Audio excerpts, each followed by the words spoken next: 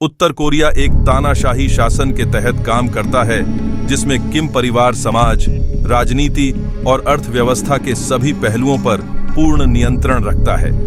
Kim Jong Un और उनके पूर्ववर्तियों के आसपास व्यक्तित्व की पूजा।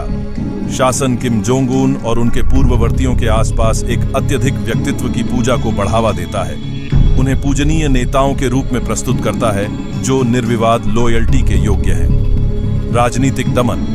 शासन के खिलाफ किसी भी प्रकार का विरोध या विपक्ष तेजी से और कठोरता से दबा दिया जाता है। राजनीतिक कैदियों को श्रम शिविरों में कठिन परिस्थितियों का सामना करना पड़ता है और भाषण, प्रेस या एकत्रित होने की स्वतंत्रता नहीं होती। राज्य निगरानी। सरकार अपने नागरिकों पर व्यापक निगरानी बनाए रखती है। जानकारी के विशाल नेटवर्क और निगरानी प्रणालियों का उपयोग करके राज्य की विचारधारा और नीतियों के साथ अनुपालन सुनिश्चित करती है।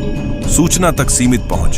शासन देश के अंदर और बाहर जानकारी तक पहुंच को कड़ाई से नियंत्रित करता है। विदेशी प्रेस को कठोरता से सेंसर किया जाता है और इंटरनेट तक पहुंच कुछ विशेषाधिकार प्राप्त लोगों तक ही सीमित है। व्यापक गरीबी और कुपोषण। सैन्य खर्च और प्रचार पर शासन के जोर के बावजूद आबादी का बड़ा हिस्सा गरीबी में जी रहा है, जिसमें व्यापक कुपोषण और मूलभूत आवश्यकताओं तक पर्याप्त पहुंच की कमी है। मानवाधिकारों का उल्लंघन। उत्तर कोरिया को राजनीतिक कारणों से किए गए जबरन श्रम, यातना, मनमानी गिरफ्तारियों और निष्पादनों सहित गंभीर मानवाधिकारों के उल्लंघनों के लिए व्यापक रूप से निंदा की गई है।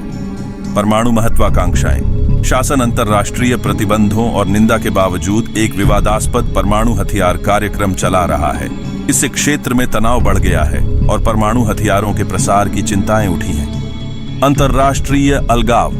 उत्तर कोरिया की उत्तेजक व्यवहार, जिसमें मिसाइल परीक्षण और आक्रामकता की धमकियां शामिल हैं, ने इसे अंतर्राष्ट्रीय समुदाय से अलग कर दिया है।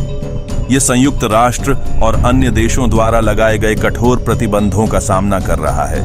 व्यक्तित्व की पूजा की शिक्षा।